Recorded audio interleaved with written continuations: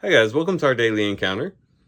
In Micah chapter 1, particularly in verses 10 through 14, we have a lot of wordplay that's taking place in connection to these cities that God is pronouncing judgment against.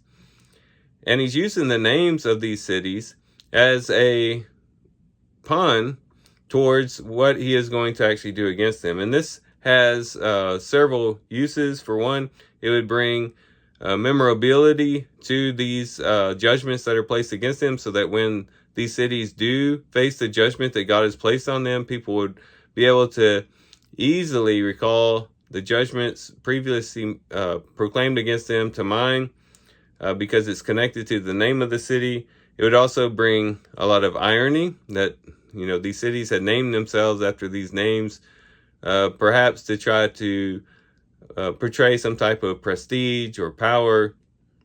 And yet those very names are the names that God uses to proclaim their downfall. And then, of course, it shows the scope of the judgment. We see just how many cities are listed. And so in verse 10, you have Beth Le Afra, which means house of dust. And the judgment placed against them is that they would roll themselves in the dust. You have also Shaphir, which means pleasant and beautiful. And then it says that God was going to cause them to be in shameful nakedness. Zaanan means, or sounds like, the Hebrew word for come out. And here the judgment is that the inhabitant of Zaanan does not go out. And then you have Beth Ezel, which means house of removal. And it says there that he will take from you its support, or remove from you its support. Maroth sounds like bitterness in Hebrew. And it says that for the inhabitant of Maroth, arrives in waiting for good, because a calamity comes down from Yahweh to the gate of Jerusalem. So a picture of bitterness, which is connected to the name of the city. And then it says Lachish, which sounds like the Hebrew word for a team of horses. And it says, harness the chariot to the team of horses, O inhabitant of Lachish. Probably implying that they were going to have to harness the chariot to the team of horses very quickly to try to escape the judgment that was coming. Moresheth Gath sounds like the Hebrew word for betroth. It says, therefore you will give parting gifts on behalf of Moresheth Gath. They're connecting to the gifts that would typically be given in a betrothal. And then also Akzib, which means deception. It says here that Akzib will become a deception. So time and time again throughout all these different cities, you have the name of the city actually being a pun for the judgment that is going to be placed against them. And it shows that God is going to bring down their pride.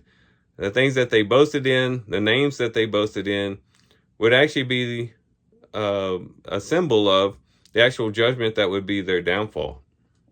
And so what this teaches us is that, when we try to make a name for ourselves, whenever we try to elevate ourselves to become greater than other people, when we seek after prestige and we try to get the upper hand on others, oftentimes our downfall is going to be connected to that.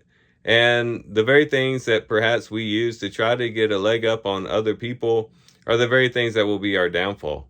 And so this ought to be an encouragement for us to walk humbly before God, to realize that we are nothing in and of ourselves, that we have no strength, we have no power, we have no ability apart from God, and that we must absolutely and completely trust in Him.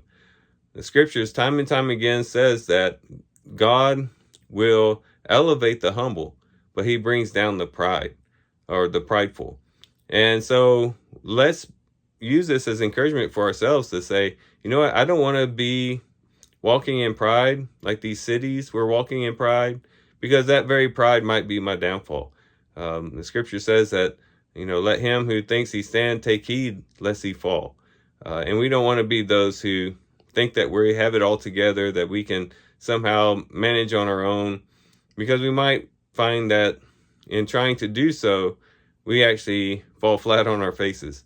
We want to walk humbly before God, trust in Him, rely on Him, not boast of our gifts, our talents, anything that we might possess, but to truly rely upon and trust in the God that we serve. So hopefully we'll be encouraged to do that as we read Micah chapter 1. And with that, guys, I do thank you for watching the video today. Hope you guys have a great day. Love you guys. God bless.